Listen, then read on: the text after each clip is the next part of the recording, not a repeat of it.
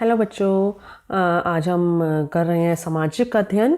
इसमें देखिए पाठ 13, 14, 15, 16 ये चार पाठों की एक वर्कशीट है, वर्कशीट नंबर 26।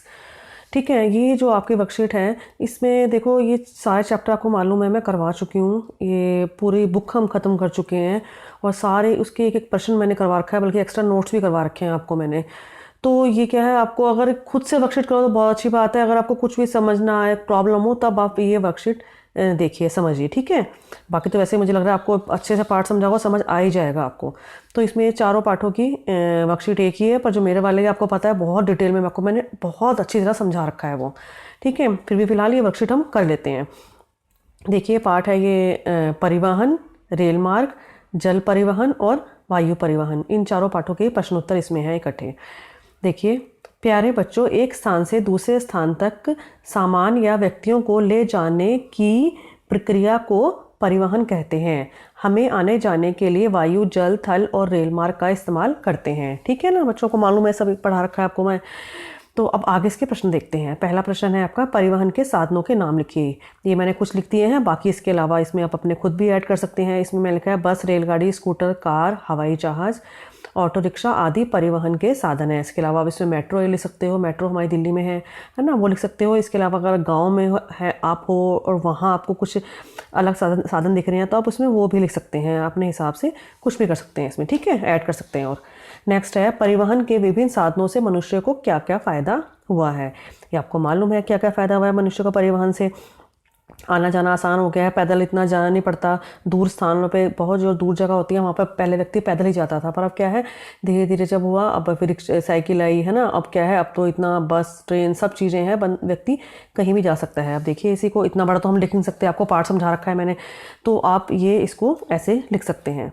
परिवहन के विभिन्न साधनों से मनुष्य कम समय में सुविधाजनक रूप से एक स्थान से दूसरे स्थान पर आना जाना कर सकता है।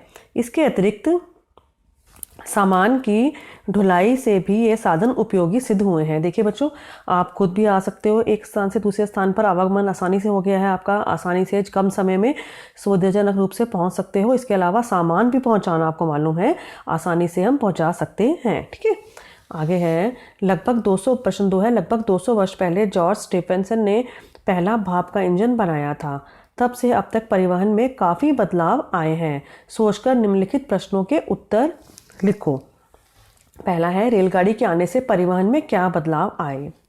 अब देखिए, रेलगाड़ी के आने से अधिक संख्या में लोग एक स्थान से दूसरे स्थान पर तक कम समय में तथा सुविधाजनक रूप से पहुंचने लगे। बेटा इसका उत्तर तो बहुत बड़ा है, हम कुछ भी लिख सकते हैं इसके अंदर, आपको पता है। कम समय में पहुंचते हैं, उसके अलावा क्या है, पहुंचना सुविधाजनक से मतलब क्या है, हम आसानी से, आपको पता है रेल से क्या होता है, रेल में व्यक्ति क्या होता है, उसमें बर्थ होता है, उसमें लेट के भी जा सकते हैं, है ना। बस में जैसे हम बैठ के जाते हैं तो उसमें सुविधा तो है ही, आपको मालूम है, और अंदर सारी सुविधाएं होती हैं, खाना पीना, टॉयलेट, हर चीज़ होती है। तो ये होता है बहुत ही सुविधाजनक रहा है। इसके अलावा जो मालगाड़ी होती है, आपको मालूम है मालगाड़ी में क्या होता है, सामान भी हमारा अधिक से अधिक एक स्थान से दूसरे स्थान पर कम समय में पहुंच सकता है। ठीक है, तो यह उत्तर तो बहुत बड़ा है, आप ये लिखो, चाहे अपने आप से खुद बना के भी लिख सकते हो। प्रश्न, भारत में पहली रेलगाड़ी मुंबई से ही क्यों चलाई गई। आपको मालूम है पहली रेलगाड़ी कहाँ शुरू हुई थी हमारी, मुंबई में। और किसने शुरू की थी, अंग्रेज़ों के समय में शुरू हुई थी।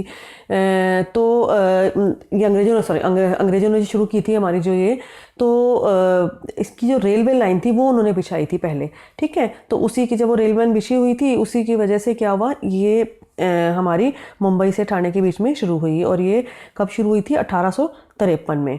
तो ये देखिए, भारत में अंग्रेज़ों द्वारा सबसे पहले मुंबई से ठाणे के बीच में रेलवे लाइन बिछाई गई, इसलिए सन 1853 में सबसे पहले रेलगाड़ी मुंबई से ही चलाई गई, है ना। ठीक है ना, जहाँ रेलवे लाइन बिछी होगी वहीं पर होगा ना, पहले सबसे पहले यहाँ भी चली, उसके बाद फिर धीरे धीरे और स्थानों पर चलनी शुरू हो गई।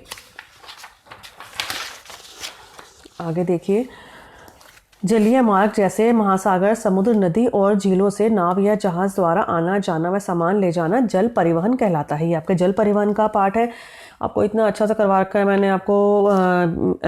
आप ना ऐसा करिए, पीछे मैं आपको भेज दूंगी, आपको लिंक भी भेज दूंगी, आपको जिसने नहीं देख रखा है तो पिछली वीडियोस में देख लीजिए, पूरा एक एक पार्ट बहुत अच्छा समझाया गया आपको, हर पार्ट को। इसमें तो सिर्फ 2 ही क्वेश्चन है, कुछ नहीं है इसके अंदर, पर आप वो खुद से कीजिए, देखिए वो लेसन समझिए और उसके सारे प्रश्न उत्तर आप कर लीजिए जो मैंने करवा रखे हैं। देखिए इसमें है, क्या आपने कभी नाव या जहाज़ देखा है, आपने कहाँ देखा है। ये बच्चों आपने खुद करना है, आप लिखो आपने जहाज़ देखा है, नाव देखा, क्या देखा और कहाँ देखा, ये खुद लिखिए। सेकंड है, आप या आपके परिवार के किसी सदस्य ने कभी नाव या जहाज से यात्रा की है, चर्चा करो और लिखो। ठीक है, आपस में आपको बात करके पता करना है और लिखना है किसी ने कोई यात्रा की है जहाज से, नाव से, तो इसके बारे में यहाँ पर 2-3 लाइनों में आप लिख सकते हो कि क्या अनुभव रहा कि नाव से हम कैसे पहुँचते हैं या जहाज़ से हम कैसे पहुँचते हैं, कम समय में, ज़्यादा समय में, या कितना जगह होती है उसके अंदर, छोटा होता है या जहाज़ बड़ा होता है, नाव छोटी है, ये सब आपको पता होना चाहिए। जिसने यात्रा की होगी वो अच्छे से बता पाएगा। ठीक है, ये आप लिखेंगे। नेक्स्ट है प्रश्न 4, वर्तमान समय में बहुत सारे लोग एक स्थान से दूसरे स्थान तक जाने के लिए विमान का उपयोग करते हैं। विमान मतलब आपका हो गया हवाई जहाज हो गया। अब देखिए पहला प्रश्न है, विमान का आविष्कार हम लोगों के लिए कैसे उपयोगी साबित हुआ। अब वो तो है ही बेटा, उपयोगी तो है ही हमारे लिए विमान, है ना। अब देखो विमान से क्या होता है, जिस स्थान पे हम मान लो हम कई जगह तो ऐसे हम ट्रेन से जा ही नहीं सकते, है ना, बीच में समुद्र आ जाएंगे, पहाड़ आ जाएंगे, क्या करेंगे, नहीं जा सकते। अब जो समुद्री पार कर लिया हमने समुद्री जहाज से, पर कई और ऐसे खतरनाक रास्ते होते हैं कि हम हर जगह नहीं जा सकते, तो उसके लिए क्या है, हमें हवाई जहाज विमान का हमें बहुत उपयोगी हमारे लिए हुआ है। इसके अतिरिक्त इसमें क्या है कि हमारा बहुत ही कम समय लेता है, सबसे कम समय में हवाई जहाज हमें विमान जो होता है दूसरे स्थान पर पहुंचाता है। देखिए उत्तर, विमान का आविष्कार हम लोगों के लिए बहुत उपयोगी साबित हुआ है।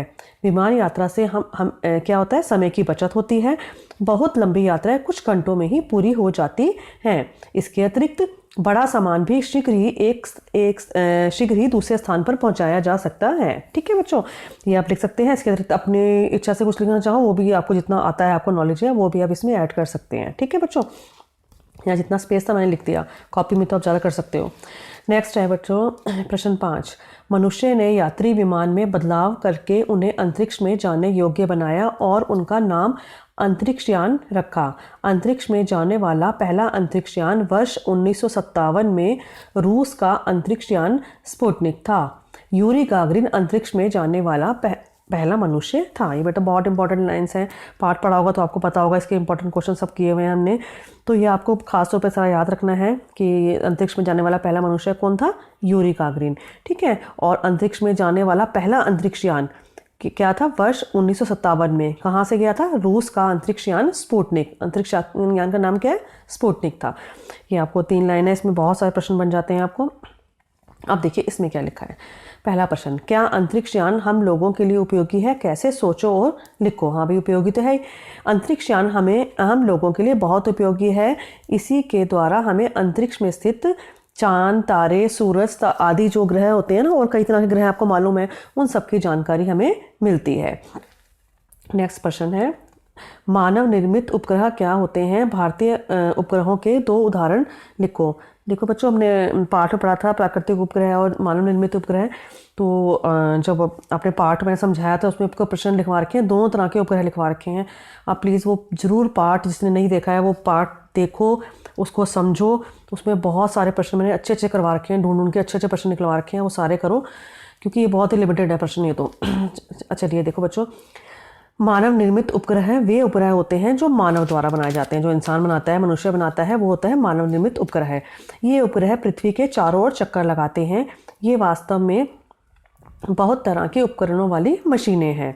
इनसे टेलीफोन भी होता है, टेलीविज़न भी होता है, दूरसंचार, मौसम आदि की जानकारी मिलती है। ठीक है बच्चों, और अब हमें लिखना है कि मनुष्य ने कौन से 2 उपग्रह बनाए हैं भारत में। ठीक है, उपग्रह तो हर जगह बने हैं, तो ये भारत के लिखने हैं। भारत के 2 उपग्रहों के नाम है इनसैट 1B तथा एजुसैट। ये 2 भारतीय उपग्रहों के नाम है। आपकी वर्कशीट बच्चों ख़त्म हो गई है, पर आपको मैं ऐसे करिए, वीडियो में मैं आपको ऊपर लिंक भी दूंगी, वो आप देखिए, ऊपर आई बटन में देखिए, और पीछे लास्ट में भी आपको मैं एंड स्क्रीन पे भी आपको दूंगी जो चैप्टर से रिलेटेड हैं। वो चैप्टर आप सारे के सारे आपको एक एक करके सारे पाठ यहाँ पर चैनल पे मिल जाएंगे। सारे पाठ आप अच्छे से देख के समझ लीजिए, और बुक में जितने भी प्रश्न है ना, वो सारे मैंने करवा रखे हैं, और सारे प्रश्न अपनी कॉपी में कर लीजिए। ठीक है बच्चों, अच्छा चलते हैं फिर। ओके बच्चा, बाय बाय।